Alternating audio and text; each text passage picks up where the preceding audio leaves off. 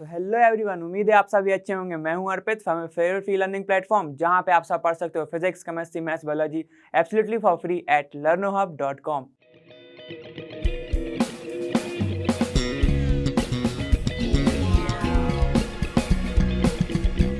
तो फिर आ जाओ, जल्दी से स्टार्ट करने वाले हैं हम इक्विलिब्रियम चैप्टर के कुछ और नए क्वेश्चन जो हमने अभी तक नहीं देखे थे। 29th क्वेश्चन से हमें स्टार्ट करना था, 28 क्वेश्चन हम देख चुके थे। ठीक है, तो जल्दी से स्टार्ट करो और अपने रिवीजन कॉपी को ओपन करो और देखो कि क्या क्या तुमने पिछली बार पढ़ा हुआ था। और अगर कॉन्सेप्ट क्लियर नहीं है तो जल्दी जाओ, वन शॉट वीडियो देख के आओ। ठीक है, तो इसी के साथ हम करते हैं अपना स्टार्ट अपने पहले क्वेश्चन के साथ।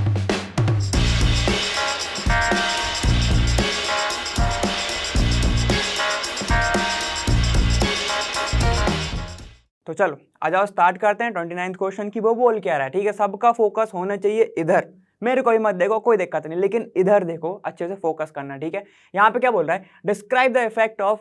ठीक है, अब तुम्हें इफेक्ट बताने हैं, किस चीज पे इफेक्ट हो रहा है। एक इक्विलिब्रियम की तुम्हें रिएक्शन दी हुई है, ये वाली रिएक्शन। अब उस पर क्या क्या इफेक्ट हो रहा है, जब तुम क्या क्या चेंज करोगे। ठीक है, सबसे पहले लिखा है एडिशन ऑफ H2। तो सबसे पहले हम क्या करने वाले हैं, हम रिएक्शन लिखने वाले हैं। यहाँ पे देखो लिखा हुआ है तुम्हारा 2H2, ठीक है, प्लस कार्बन मोनोऑक्साइड गैस बना रहा है क्या, इक्विलिब्रियम स्टेट विथ CH3OH। नाम बता दो इसका, मेथनॉल। ठीक है, चलो ये भी तुम्हारी गैस है। अब इनने पहली कंडीशन तुम्हें क्या दी है, एडिशन ऑफ H2। ठीक है, देखो हम कंसंट्रेशन के टर्म में ना बहुत बार ऐसा क्वेश्चन देख चुके हैं, अब थोड़ा पावर के टर्म में देखते हैं। ठीक है, तो देखो एक बार अपन कंसंट्रेशन को थोड़ी रिवाइज कर ही लेते हैं ना। यहाँ पे देखो, यहाँ पे क्या हो रहा है, 2 मोल ऑफ H2 और यहाँ पे कार्बन मोनोऑक्साइड के साथ जब रिएक्शन हो रही है तुम्हारा एक बन रहा है। ठीक है, तो मैं ये बोलना चाहता हूं तुमसे कि यहाँ पे जो दो लोग हैं, ठीक है, कौन, H और O, ये दो लोग हैं।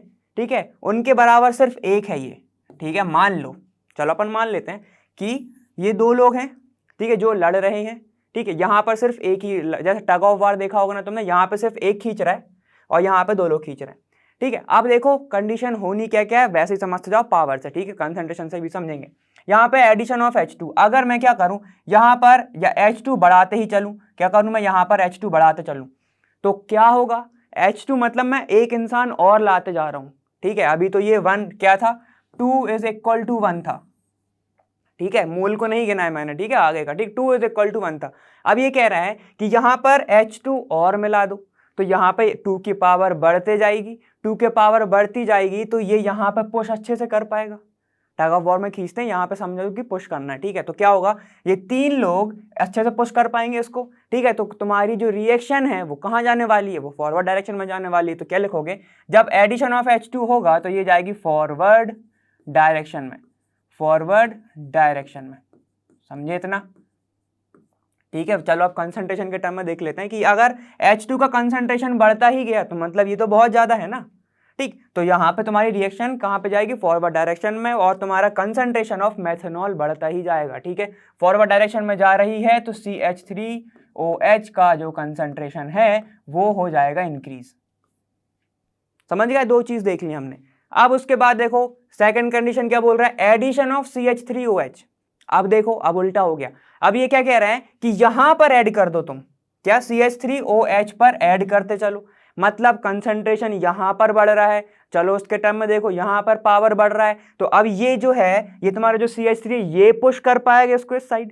ठीक है, अभी तो ये कर रहा था, अब ये पुश कर पाएगा इसको इस साइड। जब ये इस साइड पुश करेगा तो कौन सा बढ़ेगा तुम्हारा, ये वाला बैकवर्ड एरो साइड जाएगा। मतलब ये जो तुम्हारी जो रिएक्शन है वो कहां जाने वाली है, अब बैकवर्ड डायरेक्शन में। कहां जाएगी तुम्हारी, बैकवर्ड डायरेक्शन में। समझे, समझ में आ रहा है, इजी है ना ये, तो बैकवर्ड डायरेक्शन में जा रहे हैं, इतना समझ में आ गया। ठीक है, अब ये बताओ कंसंट्रेशन किस चीज का बढ़ेगा, रिएक्टेंट का कंसंट्रेशन बढ़ जाएगा, मतलब H2 और CO का। यहाँ पे क्या लिखोगे कि कंसंट्रेशन ऑफ रिएक्टेंट क्या हो जाता है तुम्हारा, कंसंट्रेशन ऑफ रिएक्टेंट यहाँ पर इंक्रीज होगा जब ऐड करोगे तुम CH3OH। क्लियर, चलो अब यहाँ पे जाओ, वो बोल रहा है removal of CO। Removal of CO, CO कहाँ पे है, यहाँ पे। ठीक है, यहाँ पर इसको मैं अगर रिमूव कर दूंगा तो यहाँ पे देखो सिर्फ एक बचा और इज इक्वल टू 1, मगर इसकी पावर किसके बराबर थी, दो लोगों के बराबर थी, दो लोगों के इक्वल थी ना। तो अब देखो डोमिनेंट कौन हो जाएगा भाई, ये तो पावरफुल हो गया फिर, तो फिर से ये पुश कर पाएगा क्योंकि यहाँ पे सिर्फ एक ही बंदा दिख रहा है। समझ गए, ठीक है। तो ये इसको पुश कर पाएगा तो रिएक्शन कहाँ बढ़ेगी तुम्हारी, फिर से बढ़ेगी वो बैकवर्ड डायरेक्शन में, कंसंट्रेशन सेम हो जाएगा। तो यहाँ पे क्या लिखोगे तुम, सी में आएगा आंसर कि तुम्हारी जो रिएक्शन है वो आएगी बैकवर्ड डायरेक्शन में, बैकवर्ड डायरेक्शन।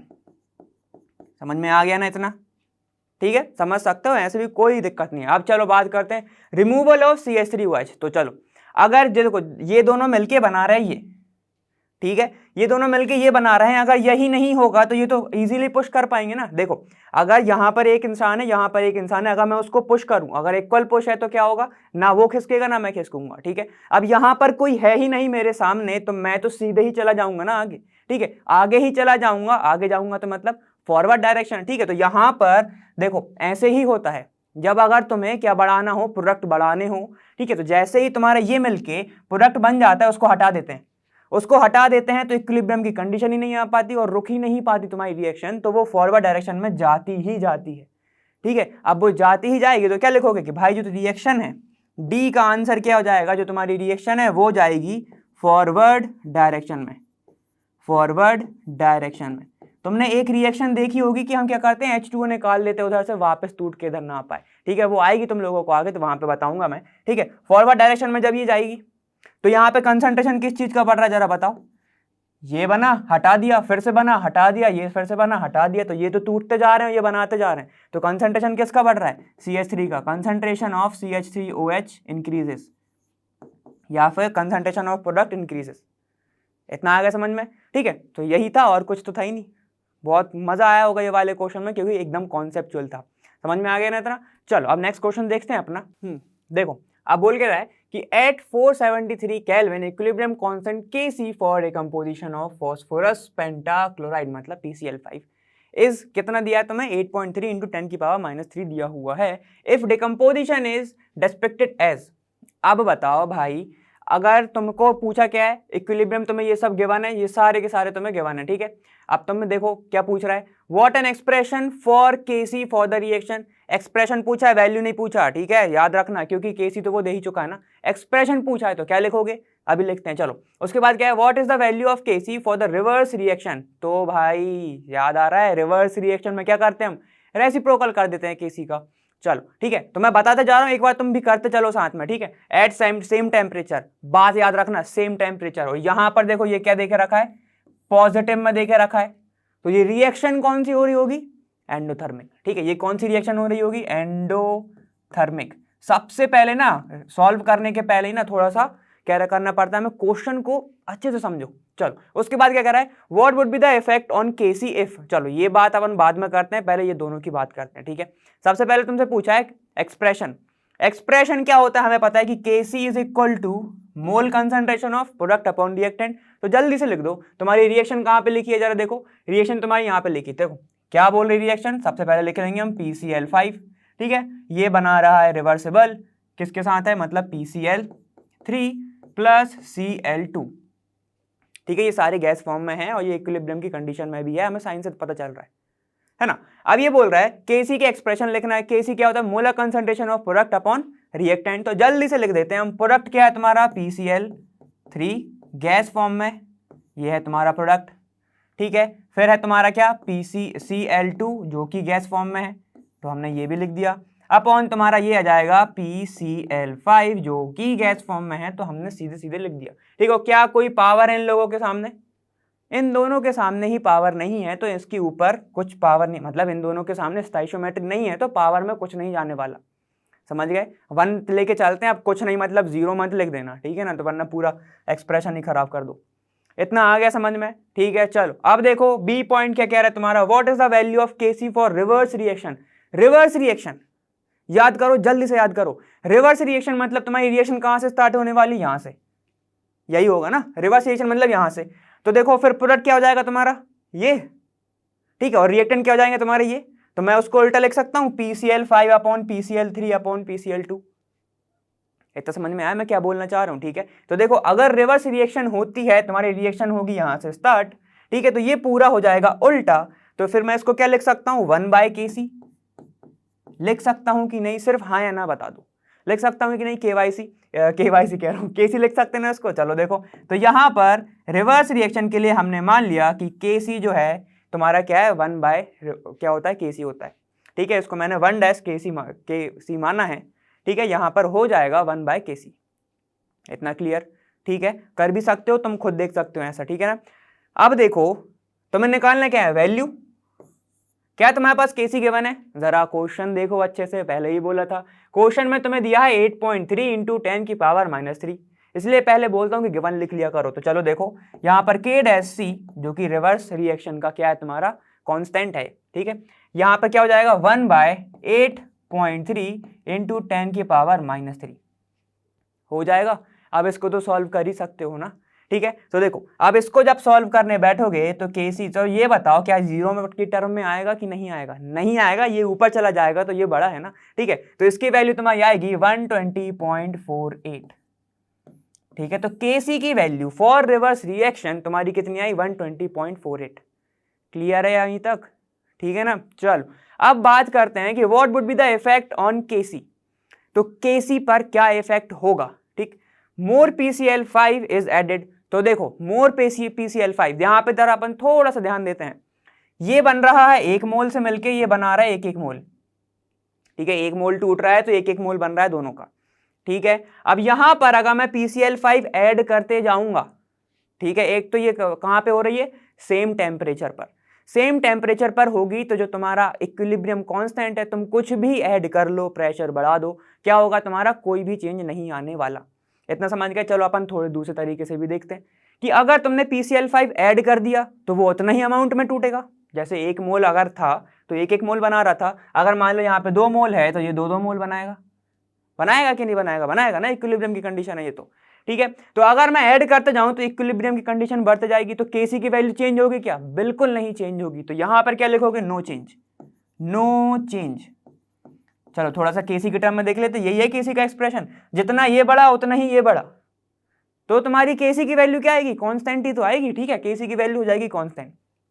चलो मगर सिर्फ कांस्टेंट कब, जब PCl5 ऐड कर रहे हो। उसके बाद प्रेशर इज इंक्रीज, क्या बोला था, अगर टेम्परेचर चेंज नहीं हो रहा है तो प्रेशर का भी कोई फर्क नहीं पड़ने वाला, किस चीज पे, तुम्हारे केसी की वैल्यू पे। ठीक है, तो यहां पर फिर से लिखोगे नो चेंज, नो चेंज, और रीजन दोगे क्योंकि यहां पर जो तो रिएक्शन हो रही है सेम टेम्परेचर पर हो रही है। इतना आओगे क्लियर? उसके बाद अब तुम्हारा है द टेम्परेचर इज इंक्रीज। अब उनने, मैंने क्या बोला था अभी तक कि टेम्परेचर चेंज नहीं हो रहा है, लेकिन अब तो उन्होंने दूसरी कंडीशन ही दे दी कि टेम्परेचर इज इंक्रीज। जब टेम्परेचर ही इंक्रीज हो गया, समझ रहे हो? ठीक है, और ये रिएक्शन कौन सी है, जरा ध्यान दो इधर। मैंने क्या ही बोला था कि पूरा क्वेश्चन पढ़ा करो। एंडोथर्मिक, एंडोथर्मिक रिएक्शन क्या होती है कि भैया उसको एनर्जी चाहिए, एनर्जी चाहिए उसको आगे होने के लिए। ठीक है, क्या होने के लिए, तुम्हारा ये फॉरवर्ड डायरेक्शन में जाने के लिए उसे एनर्जी चाहिए। ठीक है, और तुम अगर और इंक्रीज कर दोगे तो तुम्हारा यहां पर जो फॉरवर्ड डायरेक्शन में जाने लगेगी रिएक्शन, जाएगी कि नहीं जाएगी? ठीक है, ये होगा तो ये हो जाएगा फॉरवर्ड डायरेक्शन में। एंडोथर्मिक है तो वो तो चाह ही रहा है कि एनर्जी दो मेरे को, एनर्जी दो, एनर्जी दो, समझ गए? और हमने फिर दे दी एनर्जी, तो क्या होगा, वो रिएक्शन प्रोसीड कर देगा। ठीक है, लॉयल है वो एनर्जी की तरफ, समझ गए? तो वो क्या करेगा, एनर्जी की तरफ क्या करेगा, अपने आप को फॉरवर्ड डायरेक्शन में देगा। तो जो तुम्हारा PCl5 है वो डिकम्पोज ज्यादा होगा जब टेम्परेचर ज्यादा मिलेगा। तो क्लियर? इतना मजा आया क्वेश्चन में? ठीक है, चलो अब नेक्स्ट क्वेश्चन देखते हैं अपन। चलो आ जाओ इस पे। अब क्या बोल रहा है, dihydrogen gas used in Haber's process is produced by reacting methane from natural gas with high temperature steam. तो ये कुछ प्रोसेस बताई गई है तुम्हें कि हेबर्स प्रोसेस के टाइम पे होता क्या क्या है। ठीक है, the first stage of 2 stage reaction, पहली स्टेज 2 रिएक्शन, मतलब 2 स्टेज की रिएक्शन की पहली रिएक्शन क्या है तुम्हारी, involves the formation of CO and H2। ठीक, in second stage CO formed in first stage is reacted. तो देखो भाई, जो तुम्हारी रिएक्शन में तुम्हारा CO बना था फर्स्ट स्टेज में, वो रिएक्ट करता है किसके साथ, more steam in water gas shift reaction. तो भाई देखो यहाँ पर होती क्या, तुम्हारी पूरी रिएक्शन लिखी हुई है, क्या है तुम्हारा CO जो है, CO जो है, ठीक है, जो गैस है कार्बन मोनोऑक्साइड H2O के साथ रिएक्ट करने पर बना रहा है क्या तुम्हारा CO2 गैस। ठीक है, CO2 गैस, और तुम्हें दे रहा है H2 गैस। इतना क्लियर, ये तो गिवन है, ठीक। If a reaction vessel at 400 degree Celsius is charge with a equimolar mixture of CO and steam such that PCO is equal to ये, ठीक है। तो देखो उन्होंने क्या दिया है, सबसे पहले गिवन लिख लेते हैं, गिवन ही चल रहा है ये, क्योंकि रिएक्शन हमें गिवन ही होती है, इतना क्लियर। गिवन उन्होंने बोला है कि जो कंसंट्रेशन है मिक्सचर का, जो कंसंट्रेशन है वो इक्विमुलर कंडीशन पे है, मतलब कि PCO is equal to PH2O is equal to कितना है तुम्हारा 4 बार, ठीक है। चलो इतना हमें गिवन है। उसके बाद क्या है, what will be the partial pressure of H2 at equilibrium, ठीक है, जहां पर Kp की वैल्यू तुम्हारे पास गिवन है। तो जल्दी से, ये बहुत इजी क्वेश्चन है, बस थोड़ा बड़ा क्वेश्चन है, तो समझा देता हूं कि क्या है। कि देखो ये सब रिएक्शन हो रही है, ठीक है, एक वेसल में हो रही है, उसको चार्ज कर दिया है 400 डिग्री सेल्सियस पर, ठीक है। अब वहां पर तुम्हारा इक्विमुलर कंसंट्रेशन है किसका, देखो इक्विमेशन मिक्सचर है किसका, कार्बन मोनोऑक्साइड और तुम्हारी स्टीम का, मतलब वाटर का, ठीक है। तो कितना है तुम्हारा 4 बार, ठीक। What will be the partial pressure of H2 at equilibrium, तो पार्शियल प्रेशर इक्विलिब्रियम पे कितना होगा H2 का। तो जल्दी से आ जाओ, क्योंकि ये पूरा सिमिलर ही क्वेश्चन है, कोई चेंज नहीं है यहाँ पे। देखो इस इनिशियल टाइम पे, यही बात करते हैं हम, इनिशियल टाइम पे तुम्हारा कंसंट्रेशन कितना है, यहां पर है तुम्हारा 4, ये 4 है, और फिर जब तो इनिशियल टाइम है तो ये सब चीजें तो बनी ही नहीं होंगी, तो ये कितना हो जाएगा 0 और 0, क्लियर है। चलो उसके बाद बात करते हैं अपन इक्विलिब्रियम के टाइम पे। इक्विलिब्रियम के टाइम पे मतलब कुछ टाइम के बाद हमें पता है कि ये जो CO है ये कुछ तो प्रेशर एग्जर्ट करेगा, ठीक है, मतलब कि यहाँ पे या क्या होगा, कुछ प्रेशर बना इसका, ठीक है, जितना भी प्रेशर इनके लिए बना होगा तो वो माइनस हो जाएगा, तो फिर इसका प्रेशर जो बचा हुआ है वो आ जाएगा कि नहीं जाएगा। चलो तो सेम इसके साथ होगा 4 - P, ठीक है।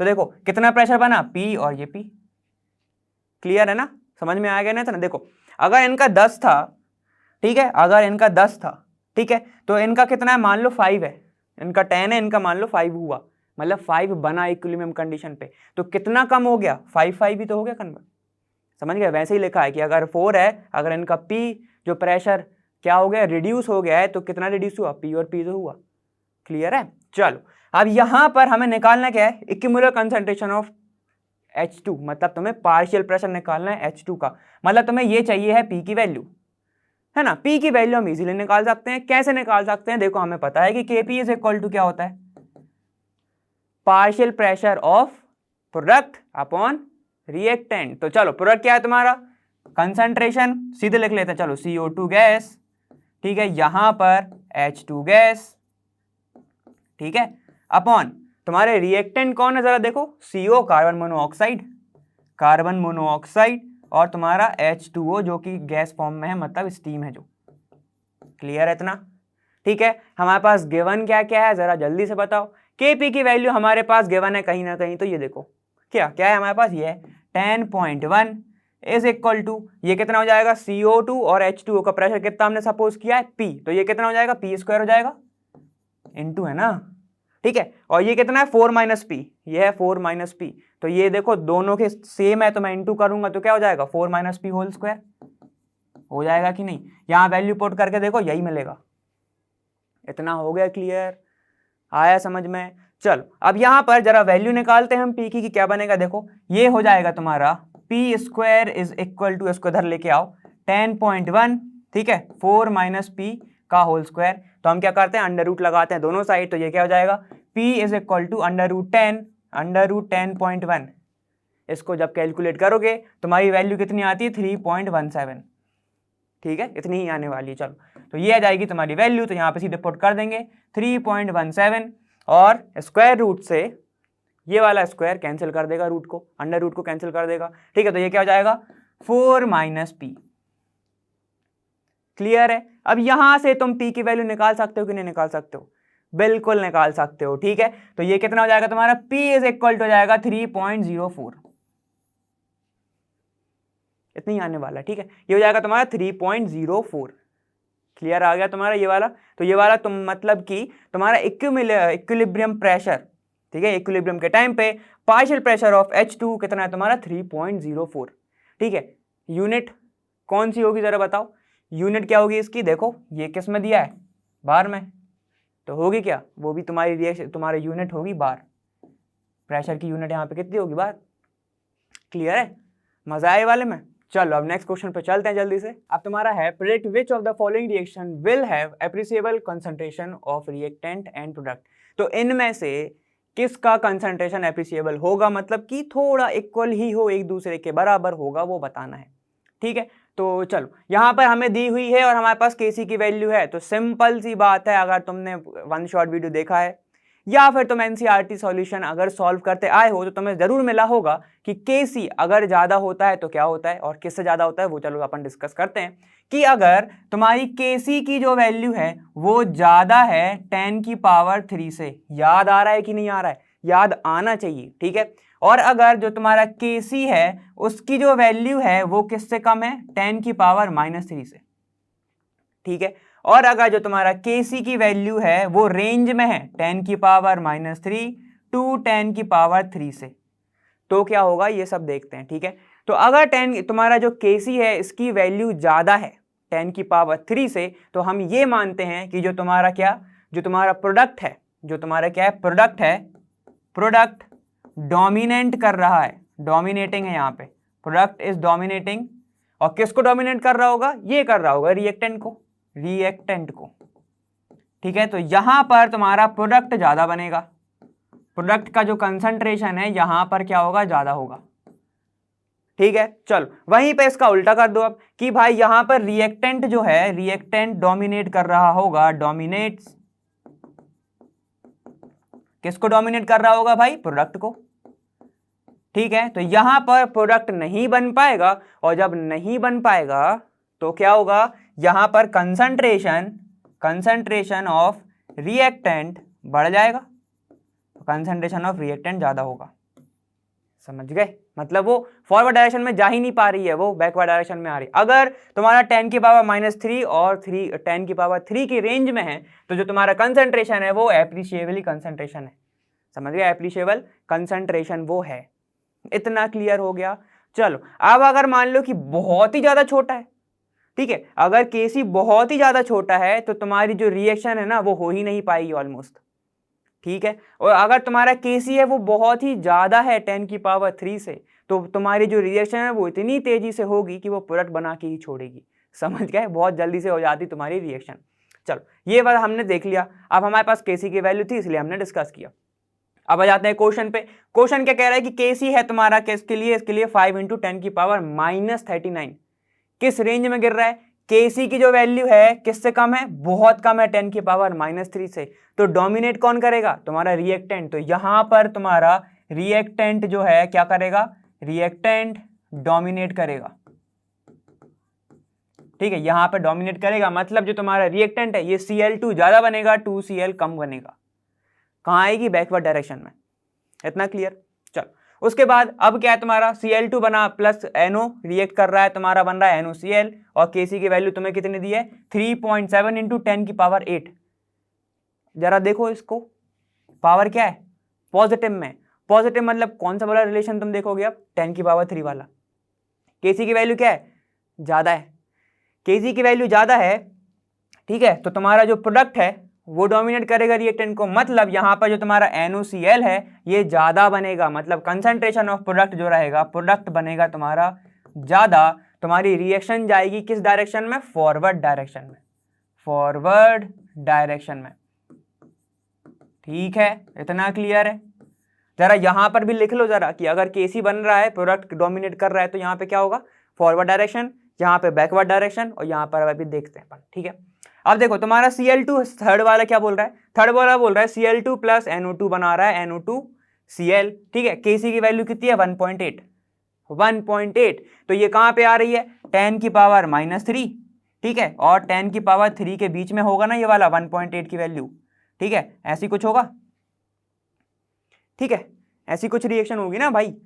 चलो ये कुछ होगा, तुम्हारा रेंज में होगा ये तो। अब जब ये रेंज में है तो तुम्हारा जो कंसंट्रेशन है, ये मैंने क्या बोला था, एप्रिशिएबल कंसंट्रेशन होगा रिएक्टेंट और प्रोडक्ट का। इतना हो गया ना क्लियर, रिएक्टेंट और प्रोडक्ट का क्या होगा, ये एप्रिशिएबल कंसंट्रेशन होगा। यहां पर तुम लिख दोगे कि भाई कंसंट्रेशन, ठीक है, यहां पर लिखना है appreciable concentration of reactant and product. इतना क्लियर हुआ? इतना क्लियर ना? बस चलो ये हो जाएगा तुम्हारा क्या, ये वाला क्वेश्चन फिनिश इसी के साथ, ठीक है ना। एप्रिशिएबल कंसंट्रेशन मतलब कि जितना कंसंट्रेशन प्रोडक्ट का है ऑलमोस्ट उतना ही कंसंट्रेशन रिएक्टेंट का है, जो तुम्हारा ना आगे जा पाएगा ना वो पीछे आ पाएगा, ठीक है ना। चलो इसी के साथ ये वाला क्वेश्चन होता है फिनिश। अब अपन चलते हैं नेक्स्ट क्वेश्चन पे हमारे। तो देखो अब नेक्स्ट क्वेश्चन बोल रहा है तुम्हारा the value of Kc for the reaction 3O2 बना रहा है या ओजोन बना रहा है इज तुम्हारे इतनी दी हुई है क्या वैल्यू, ठीक। अब एट 25 डिग्री सेल्सियस मतलब ऑलमोस्ट रूम टेम्परेचर, ठीक। If the equilibrium concentration of O2 in air at 25 degree Celsius मतलब टेम्परेचर चेंज नहीं हो रहा है, ठीक है। What is the concentration of ozone, तो ठीक है चलो लिख लेते हैं। सबसे पहले हम क्या लिखने वाले हैं, हमारा गिवन सबसे पहले हम हमेशा लिखते हैं। उसके बाद हम सबसे पहले लिखेंगे रिएक्शन 3O2 जो कि गैस होती है बना रही है इक्विलिब्रियम कंडीशन किसके साथ, ओजोन के साथ, ठीक है। क्लियर है इतना? चलो अब इस तुम्हारा ये क्या दिया है, तुम्हारा Kc गिवन है तो Kc की भी वैल्यू लिख लो जरा। कितनी गिवन है तुम्हारे पास, 2 × 10 की पावर -50, जीरो नहीं लिखा मैंने 0.0, ठीक है।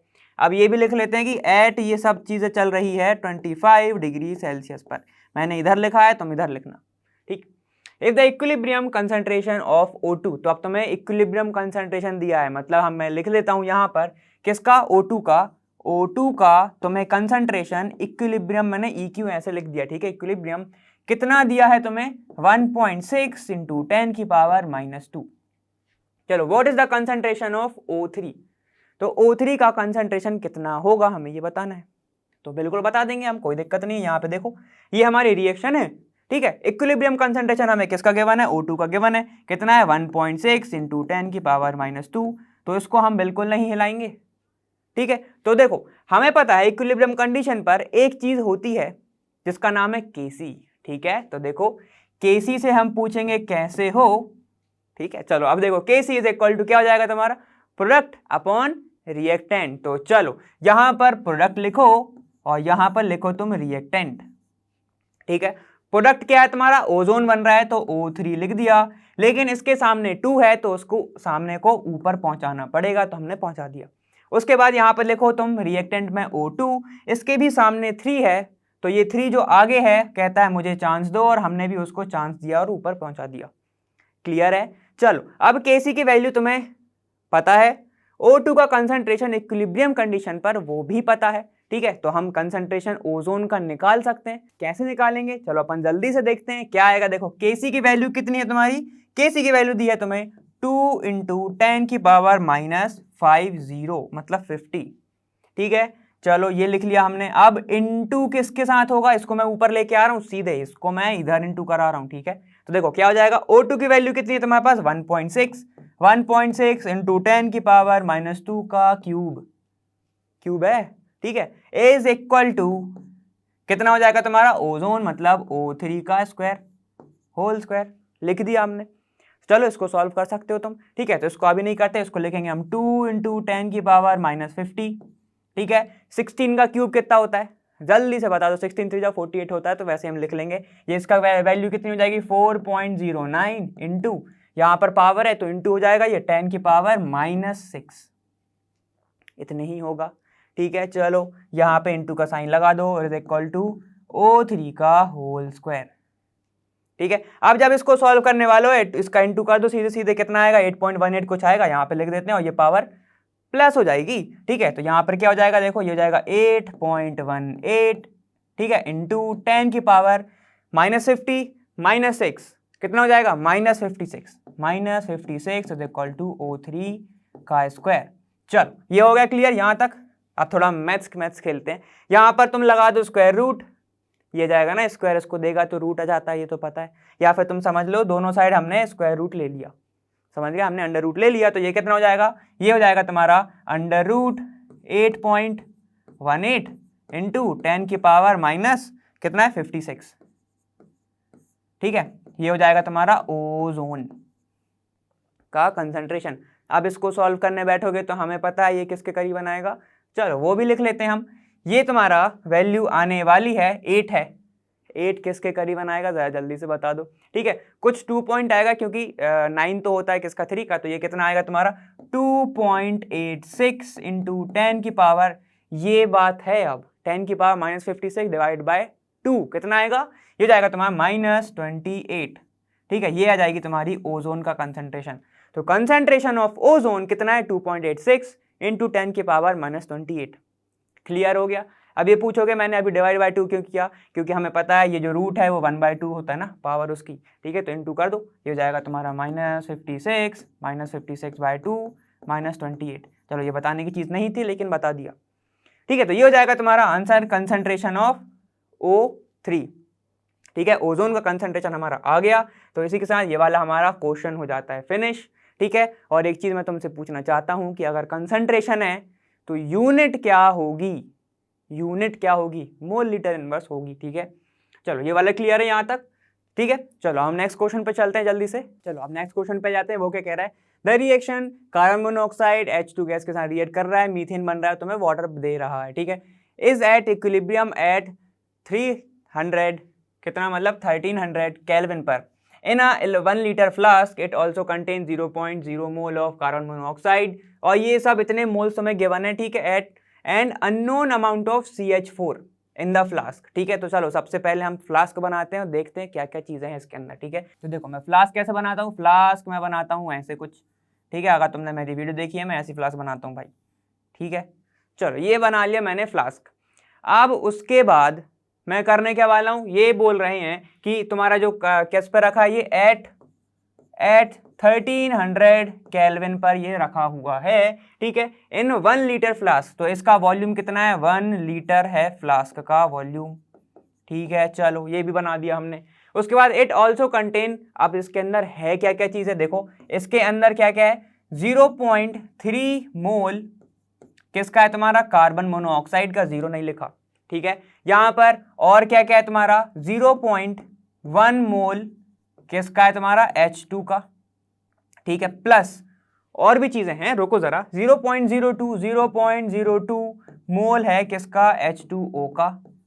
ठीक है, और कुछ अमाउंट CH4 का है, तो हम लिख लेते हैं कि X अमाउंट है किसका CH4 का, X मोल प्रेजेंट है CH4 का। तो इसको मैंने ब्रैकेट बना दिया क्योंकि हमें ये निकालना है।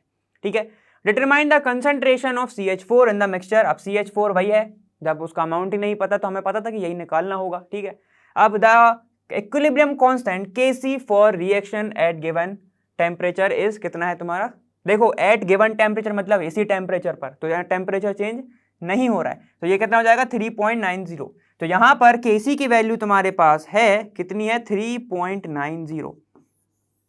तो बिना कुछ टाइम वेस्ट करे जल्दी से रिएक्शन लिखो और आंसर निकाल के बताओ, क्योंकि सब तो गिवन है, सिर्फ CH4 निकालना है। तो जल्दी से देख लेते हैं हम इसको कि रिएक्शन क्या कह रही तुम्हारी, कार्बन मोनोऑक्साइड। ठीक है, रिएक्ट कर रहा है 3 मोल किसके हैं, हाइड्रोजन के। ठीक है, तो मोल पे ध्यान देना, जो मैंने अभी बोला है, ये हो जाएगा CH4 जो कि गैस फॉर्म में प्रेजेंट है, प्लस तुम्हारा वाटर जो कि गैस फॉर्म में प्रेजेंट है। ठीक है, ये भी गैस फॉर्म में प्रेजेंट है और ये भी गैस फॉर्म में प्रेजेंट है। क्लियर है, चलो अब ये क्या बोल रहा है, एक इक्विलिब्रियम की कंडीशन पर, मतलब तुम्हें कंसंट्रेशन कहाँ का दिया हुआ है, इक्विलिब्रियम का कंसंट्रेशन दिया हुआ है ना। तो देखो क्या क्या दिया तुम्हें, ये सब तुम्हारे पास गिवन है। तो जल्दी से यहाँ पे देखो Kc इज इक्वल टू क्या हो जाएगा, concentration, molar concentration of product upon reactant. तो जल्दी से लिखो यहाँ पे, ये हो जाएगा CH4, हमने क्या एज्यूम किया था, CH4 is equal to X है। H2O का कितना है जरा देखो, 0.02 मोल है अपॉन। ठीक है, और जरा गौर करो यहाँ पे H2O तो सिर्फ 0.02 है। ठीक है, अब उसके बाद देखते हैं हम CO का कितना है जरा देखते हैं हम, 0.3, ये दिखा है। ठीक है, यहीं पर हम बात करते हैं 0.1 है किसका तुम्हारा H2 का, ये है H2, और ये देखो इसके सामने 3 है तो ये जाएगा पावर में, तो H2 है पावर में। क्लियर है, ठीक है, Kc की वैल्यू कितनी दी है 3.90, तो बस रख दो यहाँ पे 3.90 इंटू 0.3, ठीक है, इंटू 0.1 का whole cube is equal to हो जाएगा x 0.02। इतना हुआ क्लियर, इतना हुआ क्लियर अभी तक, ठीक है ना। चलो ये हो गया तुम्हें क्लियर। अब हमें निकालना है सिर्फ वैल्यू, जल्दी से निकाल लेते हैं। यहाँ पे जब वैल्यू निकालोगे तो तुम्हारा आएगा क्या, ठीक है। इसको जब तुम पूरा कैलकुलेट करोगे तो 0.001 हो जाएगा, क्यूब है ना, ठीक है। देखो ये हो जाएगा तुम्हारा, जब इसको कैलकुलेट करने वाले हो 0.00117 ऐसा कुछ आएगा, ठीक है, इज इक्वल टू तुम्हारा 0.02x, ठीक है। अब यहां से x की वैल्यू निकालोगे तो हो जाएगा 0.00117 डिवाइडेड बाय 0.02, ठीक है। मैंने कैलकुलेटर के हिसाब से बताया, वरना मैं इसको भी लिख सकता 1.1 इंटू 10 की पावर -3, ठीक है। जैसे तुम कैलकुलेट करोगे, मुझे उम्मीद है कि तुम कर रहे होगे, तुम्हारी वैल्यू इतनी आनी चाहिए, ठीक है। इतनी है, यहाँ पे थोड़ा सा चेंज भी आ सकता है, कोई दिक्कत नहीं उसमें, लेकिन तुम जब इसको कैलकुलेट करोगे, ठीक है, और ऐसे कैलकुलेट करा है तो अप्रॉक्स तुम्हारा जो आंसर आएगा वो मैं बताने वाला हूँ। यहाँ पर जो तुम्हारा आंसर कितना आएगा, ये आएगा तुम्हारा 0.0585, इतनी आया क्या, आ गया क्या, चलो ठीक है। देखो जहां पे जब तुम कैलकुलेट करोगे x की वैल्यू, और जैसे तुम्हें एनसीईआरटी में दिया हुआ है ऐसा भी सही है, ऐसा दिया हुआ है तो उन्होंने क्या करा होगा, 5.85 लिखा होगा, क्योंकि डेसिमल ने 2 खिसका दिए तो 10 की पावर -2 हो जाएगा, ये समझ गए। तो कंसंट्रेशन कितना है, 5.85 इंटू 10 की पावर -2, ठीक है। अब बताओ कंसंट्रेशन की बात हो रही है तो ये किसमें होगा, मोलर, तो हमने लगा दिया मोलर, या फिर मोल पर लीटर लिख सकते हो, कोई दिक्कत नहीं उसमें। चलो इसी के साथ ये वाला क्वेश्चन फिनिश हो गया, समझ में आया है, ये बना लो, बाकी सब समझ में तो आ ही जाता है क्योंकि हमारे पास ये नहीं था ना, ठीक है। और तुम्हें अगर ये पता है, और अब तो उम्मीद कर रहा हूँ पता ही होगा कब से पढ़ रहे हो, ठीक है। जल्दी से देखते हैं अपना नेक्स्ट क्वेश्चन। अब नेक्स्ट क्वेश्चन बोल रहा है, what is meant by conjugate acid base pair, find the conjugate acid base for the following species. तो अब कंजुगेट एसिड और बेस क्या होता है, तुम्हारे दिमाग में सबसे पहले ये आ रहा होगा ना, ठीक है। देखो जो भी H+ आयन देता है, ठीक है, जो दे रहा है वो एसिड, और जो गेन कर रहा है वो बेस। जैसे कि चलो बात करते हैं हम H2O की, सबसे अच्छा एग्जांपल हमारा H2O, अगर ये H+ आयन दे रहा है, ठीक है, तो ये हो जाएगा तुम्हारा एसिड, ठीक है। अब H2O बनता कब है, जब OH- ले लेता है, OH- जब H+ को गेन कर लेगा, तो ये तुम्हारा हो जाएगा कॉन्जुगेट बेस। आया समझ में, ठीक है। और इसको ऐसा भी बोल सकते हो, अगर कोई केपेबल है H+ आयन देने के, ठीक है, और उसके बाद जो बचता है चीज, जो बच गया, ठीक है, मतलब जिससे मिलके जो इसने गेन करके H+ बनाया होगा ये मॉलिक्यूल, ठीक है, वो हो जाएगा तुम्हारा कॉन्जुगेट बेस, ठीक है। समझ में आएगा, जैसे मैंने क्या बोला, H2O है केपेबल H+ देने के, तो उसने दे दिया, अब जो बच गया वो क्या है, कॉन्जुगेट बेस। इतना आगे समझ में, ठीक है। अब उसके बाद सिंपल ऐसे ये भी बोल सकते हो कि अगर तुम्हारा बेस, कोई भी बेस, तुम्हारा बेस कब होगा, जब तुम्हारा H+ आयन जो गेन कर ले तो वो हो जाएगा बेस, और फिर जो बनेगा वो हो जाएगा तुम्हारा एसिड, समझ गए, ठीक है। चलो तो ये होगी तुम्हारी प्रोसेस। उसके बाद हम देखते हैं तुम्हारा इसमें कॉन्जुगेट बेस और एसिड हैं कौन कौन से। देखो ये क्या हो जाएगा, HNO2, ठीक है। क्या ये H+ दे सकता है, बिल्कुल दे सकता है H+, ठीक है, यहाँ पे ये H+ दे सकता है, ठीक है, और निकालेगा क्या साथ में, +NO2-, ठीक है। अगर ये H+ दे सकता है तो ये हो जाएगा एसिड, और जो तुम्हारा NO2- है ये हो जाएगा कॉन्जुगेट बेस। हो जाएगा कि नहीं हो जाएगा, जल्दी से बता दो आंसर, हो जाएगा ये कॉन्जुगेट बेस, ठीक है, ये रिवर्सिबल रिएक्शन होनी है ना। चलो उसके बाद हम बात करते हैं Cn- की। Cn-, क्या ये H+ आयन दे सकता है, क्या ये H+ आयन दे सकता है, नहीं दे सकता, ठीक है, क्योंकि H+ आयन है ही नहीं। क्या ये गेन कर सकता है, गेन तो ये कर सकता है, तो अगर H+ आयन जब ये गेन करेगा तो ये क्या हो गया, ये हो गया तुम्हारा बेस, ठीक है, तो ये हो जाएगा तुम्हारा बेस, और ये मिलके बनाएगा क्या, HCN, तो ये तुम्हारा क्या हो जाएगा, एसिड, कॉन्जुगेट एसिड। समझ में आ रहा है इतना, ठीक है, ये हो जाएगा तुम्हारा कॉन्जुगेट एसिड। अब उसके बाद हम बात करते हैं HClO4, ठीक है, चलो जल्दी से देख लो, ये हो गया पहला, ये हो गया दूसरा, और हम देखने वाले हैं थर्ड। वो है कौन सा थर्ड तुम्हारा, HCl तुम्हारा O4, ठीक है, अच्छा एसिड है ये वाला। एसिड मैंने बोला है तो ये क्या करेगा, H+ आयन देगा, यहां पर ये H+ आयन देगा और बनाएगा क्या तुम्हारा ClO4-। ClO4- यहाँ पे हो क्या जाएगा, जो कि क्या करेगा, H+ आयन को गेन करके वापस ये बना लेगा, तो ये क्या हो गया तुम्हारा, ये हो गया तुम्हारा कॉन्जुगेट बेस, कॉन्जुगेट बेस, ठीक है, तो इसने H प्लस आयन दिया है तो ये क्या हो जाएगा, एसिड। समझ गए इतना, ठीक है। चलो उसके बाद हम किसकी बात करते हैं, F माइनस, ठीक है। तो देखो यहाँ पर हम बात करते हैं अब हम बात करते हैं किसकी, F माइनस की। मैंने वो हटा दिया वहां पे। अब देखो ये है तुम्हारा फोर्थ वाला, फोर्थ बोल रहा है F माइनस। ये ऑलमोस्ट तुम्हें दिख रहा होगा साइनाइड जैसा, जो कि H प्लस आयन दे नहीं सकता, लेकिन हाँ ये गेन कर सकता है। और अगर ये गेन कर सकता है तो ये हो जाएगा तुम्हारा बेस, बनाएगा मिलके क्या, इसका कॉन्जुगेट एसिड क्या हो जाएगा तुम्हारा, HF। तो ये हो जाएगा तुम्हारा कॉन्जुगेट एसिड। समझ गए इतना, मजा आ रहा है इतना में, ठीक है। उसके बाद चलो फिफ्थ देखो, फिफ्थ है तुम्हारा OH माइनस। अब यहाँ पे दो चीजें हो सकती है, क्या क्या हो सकता है, देखो यहाँ पर है OH माइनस। क्या ये हाइड्रोजन दे सकता है, दे सकता है, दे देगा। अगर ये हाइड्रोजन, देखो आप दो तरीके से ऐड करेगा ये, ठीक है। अगर ये हाइड्रोजन दे देगा तो ये क्या हो जाएगा, एसिड हो जाएगा। और बनाएगा क्या फिर हाइड्रोजन देने के बाद, O2 माइनस, ठीक है। अभी तो एक माइनस था, एक और चला गया, दो माइनस हो गए, तो ये क्या बन जाएगा, ये वर्क करेगा अब एसिड, ठीक है। ये हो जाएगा इसका बेस, ठीक है। अब OH माइनस क्या कर सकता है, OH माइनस क्या गेन कर सकता है, बिल्कुल कर सकता है। हमें पता है कि ये अब करेगा गेन, और OH माइनस प्लस H कितना क्या बनता क्या है भाई, सबको पता है अब H2O। तो यहां पर जब ये गेन कर रहा है तो ये हो जाएगा तुम्हारा बेस। बना क्या रहा है ये, एसिड, क्योंकि H2O क्या दे सकता है, वाटर। कहीं देखा है हमने, अभी एग्जाम्पल ही देखा था। उसके बाद है तुम्हारा सिक्स्थ वाला, देखो सिक्स्थ क्या कह रहा है तुम्हारा, सिक्स्थ है तुम्हारा CO3 2 माइनस। क्या ये H प्लस आयन ले सकता है, बिल्कुल ले सकता है। और बनाएगा क्या ये बनाएगा H2CO3, कार्बोनिक एसिड, यही होता है, ठीक है। उसके बाद इसने गेन करा, गेन करा तो ये क्या हो जाएगा, ये हो जाएगा बेस। अब तो तुम समझ गए हो, ये हो जाएगा तुम्हारा एसिड। कौन सा एसिड, कॉन्जुगेट एसिड। यहाँ पे लिखते जाना कॉन्जुगेट, ठीक है, एसिड बेस मत लिख देना सीधे सीधे। इसने OH लिया है तो ये हो जाएगा कॉन्जुगेट एसिड, ठीक है। ये भी हो जाएगा तुम्हारा क्या, कॉन्जुगेट बेस, ठीक है ना। चलो उसके बाद है तुम्हारा H2S। अब तुम यहीं पे बता दो, इसका तो तुम बताओगे, मैं नहीं लिखूंगा यहाँ पे, ठीक है। H2 माइनस क्या H प्लस दे सकता है, नहीं दे सकता। क्या ये H प्लस गेन कर सकता है, कर सकता है। गेन कर रहा है तो बेस, ठीक है। ये हो जाएगा तुम्हारा, अगर जब ये H2 माइनस को करेगा गेन, ठीक है, दो आयन है मान लो, तो ये क्या हो जाएगा, ये हो जाएगा तुम्हारा बेस।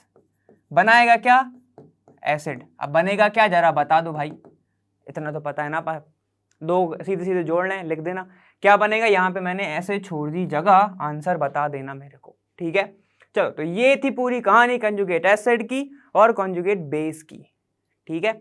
इतना हो गया ना क्लियर, ठीक है। चलो यहाँ पे तुम्हारा ये वाला हो गया होगा क्लियर। हम चलते हैं किस पे, नेक्स्ट क्वेश्चन पर। 36 क्वेश्चन बोल रहा है which of the following are Lewis acids, ठीक है। तो अब तुम्हें लुईस एसिड बताना है इनमें से, तो ध्यान देना स्पेलिंग पर, लुईस, लुईस, ठीक है। तो ये क्या तुम्हारा LEWIS, तो इसको कैसे लिखो, LE ऐसे लिखो और WIS को छोटा लिख दो, ठीक है। इसका रीजन बताऊंगा।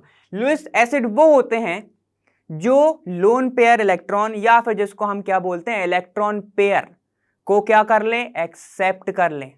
समझ रहे हो ना आप बातें, ठीक है। लुईस एसिड वो होते हैं जो लोन पेयर इलेक्ट्रॉन या फिर जिसको हम बोलते हैं इलेक्ट्रॉन पेयर को एक्सेप्ट कर लें, क्योंकि हमें पता है जो लोन पेयर है वो दो फॉर्म में ही रहता है, तो पेयरिंग में ही तो रहता है ना, ठीक है। तो अगर वो उनको एक्सेप्ट करता है तो वो लुईस एसिड है।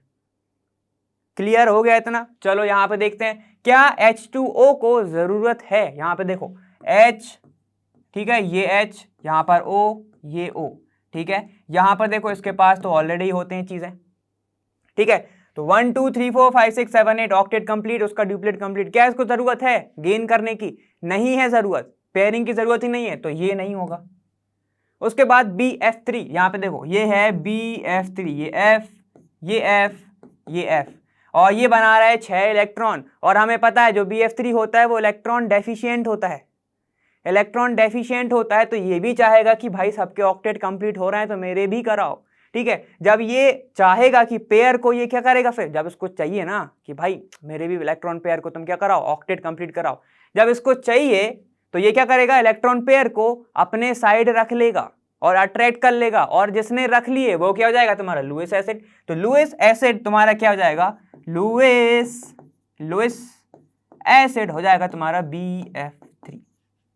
चलो अब बात करते हैं किसकी, H+ की।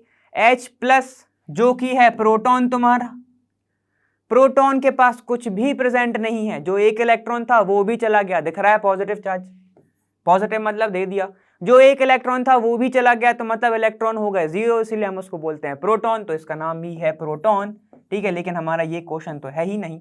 ठीक है, तो इसके पास अब कमी किसकी है, इसको भी करना है ड्यूप्लेट कंप्लीट, जैसे तुम्हारा H2O के हाइड्रोजन ने करा था। ठीक है, तो ये क्या करेगा, उसको जरूरत कितनी की है, 2 इलेक्ट्रॉन की, पेयरिंग मतलब 2 लोग। ठीक है, ठीक, तो यहां पर H+ जो है क्या करेगा कि मेरे को भी दे दो भाई, मैं भी H2 बना लूं।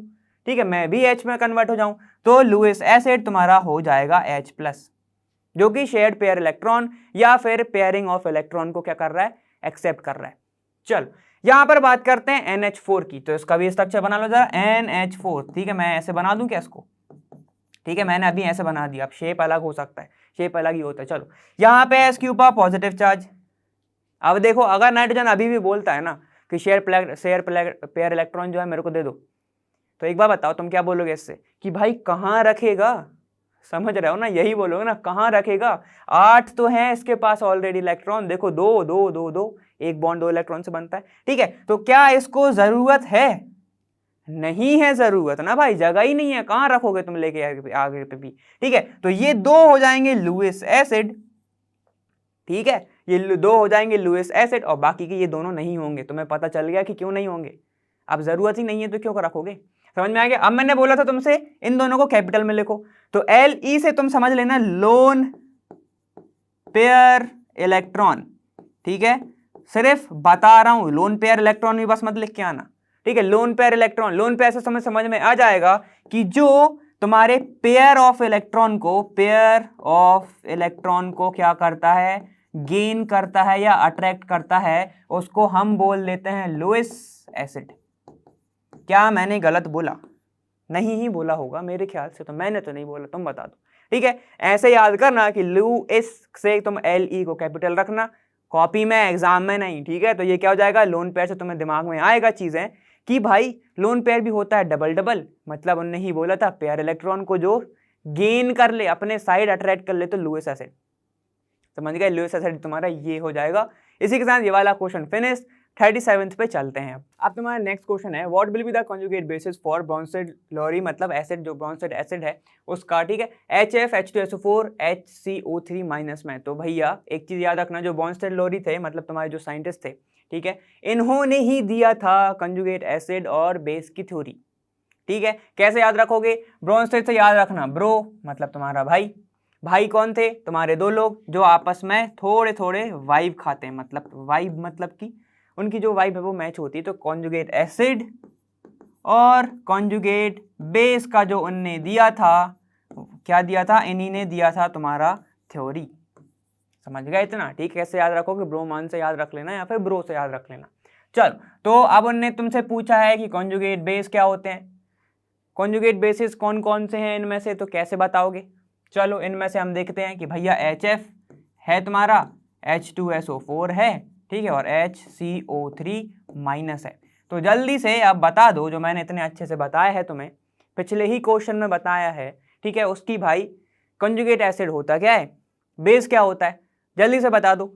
जो H+ आयन देगा वो एसिड है, ठीक है, वो हो जाएगा तुम्हारा एसिड। तो क्या ये H+ आयन देगा, बिल्कुल देगा। क्या ये H+ आयन देगा, बिल्कुल देगा। क्या ये देगा, ये भी देगा। जब OH- दे सकता है तो ये क्यों नहीं, समझ गए। चल तो भाई हमने बता दिया। अब ये H+ आयन देगा तो क्या बनाएगा, ये बनाएगा H+ प्लस F-, ये बनाएगा H+ प्लस HSO4 माइनस, ठीक है, ये बनाएगा H+ प्लस CO3, एक माइनस ऑलरेडी है, 2- हो जाएगा। क्लियर है इतना, ठीक है। तो अब ये बताओ, अगर मैं इनको H+ आयन गेन कराता हूं तो ये बना देंगे वापस, बना देगा नहीं, ठीक है। तो जो गेन करे वो क्या हो जाएगा, बेस। तो यहां पर जो एसिड अगर ये है तो बच गया जो चीज, वो मैंने क्या बोला था, कॉन्जुगेट बेस, ठीक है। तो ये सारे के सारे हैं तुम्हारे कॉन्जुगेट बेस। अब कौन से सारे, अब यही पूछोगे तुम कि कौन से सारे सर, यहाँ पे H प्लस भी लिखा है, ठीक है। तो ये हो जाएगा तुम्हारा कॉन्जुगेट बेस। अरे सर बता ही नहीं रहे हो, बताते हैं। तो ये जो बॉक्स मैंने बनाया ये सारे क्या है तुम्हारे कॉन्जुगेट बेस। क्लियर है इतना। अब कैसे है ये अभी अपन ने देखा है, बहुत अच्छे से देखा है, ठीक है। एक बार एनसीईआरटी के पन्ने भी पलटा लिया करो समझ गए ना। चलो ये वाला क्वेश्चन हो गया फिनिश। नेक्स्ट क्वेश्चन पे चलते हैं जल्दी से। देखो अब नेक्स्ट है तुम्हारा right the conjugate acid for the following Bronsted basis, ठीक है। अब बेस दिए हुए हैं, कॉन्जुगेट तुम्हें एसिड बताने हैं, तो क्या होगा तुम्हारा, देखो NH2 दिया हुआ है, NH3 भी दिया हुआ है और HCOO माइनस दिया हुआ है। तो ये सब बेसिस दिए हुए हैं तुम्हें, ठीक है। ये सब बेसिस दिए हुए हैं, यहाँ पे माइनस है, यहाँ पर NH3 कुछ नहीं है। चलो अब अगर तुम्हें एसिड निकालना है, ठीक है। एसिड कब होता है, जब वो H प्लस आयन दे देता है, ठीक है, जब वो H प्लस आयन दे देता है। अगर मैं इनको गेन करा दूं H प्लस आयन, ठीक है, अगर मैं इनको H प्लस आयन गेन करा दूं, क्योंकि ये बेस है, ठीक है। देखो क्या बोलना चाह रहा हूं, ये बेस है, ठीक है। तो ये कहां से आए होंगे, जिसने हाइड्रोजन आयन को क्या करा होगा, रिलीज कर दिया होगा, वहां से आए होंगे बन के, ठीक है। तो मैंने क्या करा है, जिसने रिलीज किया मैंने उसको ही वापस कह दिया कि मैंने भी ऐड करा दिया। समझ रहे हो, जिसने रिलीज कराया था ना, मैंने कहा कि अब नहीं, मैं तुम्हें वापस बनाऊंगा, तुमने मेरे को बनाया है, ठीक है। देखो अब ये क्या हो जाएगा, ये हो जाएगा NH3 होगा, ठीक है। ये हो जाएगा तुम्हारा NH3 तो ऑलरेडी है, ठीक है। तो ये क्या हो जाएगा NH4 प्लस, ठीक। अब ये क्या हो जाएगा तुम्हारा HCOOH, ठीक है।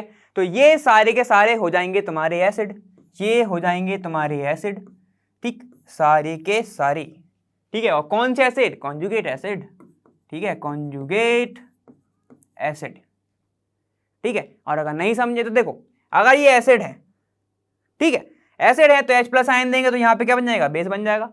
तो हम सही जा रहे हैं ना, ठीक है। चलो जरा नाम बताओ इसका क्या होगा, इसका नाम बता दो जल्दी से, बाकी का तो नहीं पूछ रहा हूं, तुम्हें पता होगा। इसका नाम क्या होगा, फॉर्मिक एसिड, फॉर्मिक एसिड, ठीक है। समझ गए इतना, ठीक है, क्लियर है ना। बहुत बार देख चुके, अब तो समझ में आ गया होगा। नेक्स्ट क्वेश्चन देखते हैं जल्दी से। अब तुम्हारा नेक्स्ट क्वेश्चन क्या कह रहा है कि द स्पीसीज, तुम्हें स्पीसीज दी हुई है, can act as Bronsted acid and bases for each case give the corresponding conjugate acid and base, ठीक है। तो देखो स्पीसीज लिख लेते हैं। सबसे पहले क्या दिया तुम्हारा, H2O दिया हुआ है, ठीक है, HCO3 भी लिख लिया हमने, उसके बाद HSO4 भी लिख लिया और NH3 भी लिख लिया, ठीक है। ये सब तुम्हें दिया हुआ है। अब भाई ये बताओ कंजुगेट एसिड क्या होगा, एसिड क्या होगा, यहाँ पे ध्यान देना अच्छे से कि एसिड क्या होगा, जो H प्लस आयन जिसने दिया हुआ होगा, ठीक है, वो एसिड हो जाएगा, ठीक है, और जिसने लिया होगा वो क्या हो जाएगा, बेस हो जाएगा, ठीक है। तो अगर ये H प्लस आयन लेगा, ठीक है, तो ये क्या बनाएगा H3O प्लस, ये क्या बनाएगा H2CO3, ठीक है, ये बनाएगा H2SO4 और ये बनाएगा NH4 प्लस, ऐसे बनेगा। तो अगर ये सब H प्लस आयन देंगे, ठीक है, H प्लस आयन देंगे, तो ये क्या हो जाएगा तुम्हारा, ये हो जाएगा एसिड, ठीक है, जिसने H प्लस आयन दिया, ठीक। तो ये क्या हो जाएगा तुम्हारा, एसिड हो जाएगा। तो ये है सारे के सारे कॉन्जुगेट एसिड। समझ में आया इतना। अब कॉन्जुगेट बेस क्या होगा भाई, कॉन्जुगेट बेसिस क्या होंगे, जिसने H प्लस आयन लेके तुम्हारा ये सब बनाया होगा। समझ रहे हो, जिसने H प्लस आयन लेके ये सब बनाया होगा। तो किसने लिया होगा, ये बनता कैसे, अगर OH माइनस प्लस H करोगे तो यही बनेगा ना, ठीक है, वाटर बनेगा। जिसने हाइड्रोजन को गेन करा होगा, यही पढ़ा था हमने कि तुम्हारा जो कंजुगेट बेस होता क्या है, जो H प्लस आयन को गेन कर ले, ठीक है, जो गेन कर ले वो क्या बन जाएगा तुम्हारा, वो बनेगा तुम्हारा बनाएगा कंजुगेट बेस, ठीक है। यहाँ पर क्या होगा तुम्हारा, ये हो जाएगा तुम्हारा CO3 2 माइनस, ठीक, ये हो जाएगा तुम्हारा SO4 2 माइनस और ये हो जाएगा तुम्हारा NH2, ठीक है। अब क्या क्या है, तुम्हें सब दिख रहा है कि एक हाइड्रोजन कम है इसमें, ठीक है, एक हाइड्रोजन कम है, जिसको वापस गेन करके इनने क्या बनाई है, ये स्पीसीज बनाई है, ठीक है। तो कॉन्जुगेट बेस में एक हाइड्रोजन कम होता है, लेकिन कॉन्जुगेट एसिड में एक हाइड्रोजन ज्यादा होता है। ये हमने नॉर्मली देखा हुआ है, एनसीईआरटी में भी देख लेना, ठीक है। देखो तो ये होती है तुम्हारी रिएक्शन, ठीक है, समझ में आएगा इतना। अब अगर मैं इसको उल्टा लिखना चाहूँ ना ऐसे, तो मैं क्या लिखूंगा, इसने एक हाइड्रोजन दे दिया वापस, इसने भी एक हाइड्रोजन दे दिया, इसने भी एक हाइड्रोजन दे दिया, इसने एक हाइड्रोजन दे दिया, ठीक है। अगर मैं इसको ऐसे लिखूंगा तो ठीक है, मैंने इसका सिर्फ ये बताया कि इसका कॉन्जुगेट एसिड ये है, इसलिए मैंने इस साइड एरो लिखा था, ठीक है। अगर ये H+ आयन देगा तो तुम्हारा ये बनेगा, ये स्पीसीज आ जाएंगी, ठीक है। और ये H+ आएगा, अगर गेन करेगा तो कॉन्जुगेट बेस, जो गेन करा तो ये स्पीसीज आ जाएंगी। समझ गया, ठीक है, क्लियर है ना। चलो अब नेक्स्ट क्वेश्चन पे चलते हैं जल्दी से। अब देखो नेक्स्ट क्वेश्चन बोला है classify the following species into Lewis acid and Lewis base and show how this act as Lewis acid and base. तो अभी क्या बोला था, कैसे लिखोगे लुईस को, जरा बता दो जल्दी से। Le मतलब लोन पेयर, मतलब इलेक्ट्रॉन शेयर जो कर सकता है, या पेयर ऑफ इलेक्ट्रॉन जो शेयर कर सके। लुईस बेस जो एक्सेप्ट कर सके, वो लुईस एसिड। चलो अब देखते हैं हम OH- को जरा। OH- क्या ये अपने लोन पेयर इलेक्ट्रॉन को शेयर कर सकता है? बिल्कुल कर सकता है। कौन करेगा? ऑक्सीजन ही करेगा, ठीक है। तो जो लोन पेयर इलेक्ट्रॉन को शेयर कर दे वो लुईस बेस, ठीक है, समझ गए। ये क्या करेगा? अपने इलेक्ट्रॉन पेयर को डोनेट कर देगा, ठीक है। बात करते हैं F- जो कि हाईली इलेक्ट्रोनेगेटिव है, लेकिन वो तो ऑक्सीजन भी था, ठीक है। तो ये भी क्या करेगा? अपने इलेक्ट्रॉन पेयर को ये क्या करेगा? डोनेट कर देगा, ठीक है। डोनेट कर देगा। हमें पता है फ्लोरीन 1 2 3 4 कितने लोन पेयर होते हैं, जल्दी से बताओ। उसके पास 2 ऑलरेडी हैं, माइनस चार्ज ऑलरेडी है उसके पास, ठीक है। तो ये किसी भी अपने कुछ भी क्या कर देगा? इलेक्ट्रॉन पेयर को डोनेट कर देगा और एक्ट एज लुईस बेस, ठीक है। चलो अब देखते हैं H+ आयन। भैया इनके पास तो कुछ भी नहीं है, ये तो प्रोटॉन है, ठीक है। अब इनके पास जब कुछ भी नहीं है तो ये अपना डोनेट क्या करेंगे? कुछ डोनेट नहीं करेंगे, बस ये चाहते हैं कि मुझे दे दो, ठीक है। तो ये क्या करेगा? इलेक्ट्रॉन पेयर को ये करेगा एक्सेप्ट, ठीक है। अब जब ये क्या कर रहा है? दूसरे के लोन पेयर को अपने पास रख रहा है, तो इसको थोड़ा लगता है कड़वा, ठीक है, इसलिए ये एक्ट करता है लुईस एसिड बिटर टेस्ट होता है, ठीक। उसके बाद BCl3 हमने अभी देखा था, BF3, ठीक है, जो कि हमने एग्जाम्पल देखा था, जो कि होता है इलेक्ट्रॉन डेफिशिएंट होता है ना, ठीक है। इलेक्ट्रॉन जो डेफिशिएंट होता है, अब नाम में ही छुपा है कि उसको कमी है, तो वो क्या करेगा? वो अपने पास फिर से कर लेगा इलेक्ट्रॉन पेयर एक्सेप्टर की तरह वो वर्क करने वाला है, एक्ट करने वाला है। तो ये क्या हो जाएगा?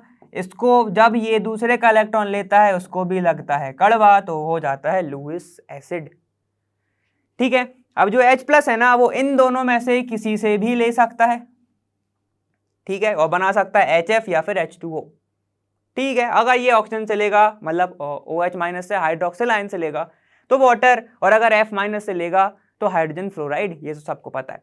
अब जो BCl3 है वो किससे ले सकता है? वो अमोनिया से ले सकता है, ठीक है। क्या बना सकता है? देखो अगर मैं ऐसे लिखूं इसको ClB, ये BCl और ये BCl, तो ये क्या करेगा? लोन पेयर ले लेगा NH3 से, ठीक है, ये बनाता है एडक्ट।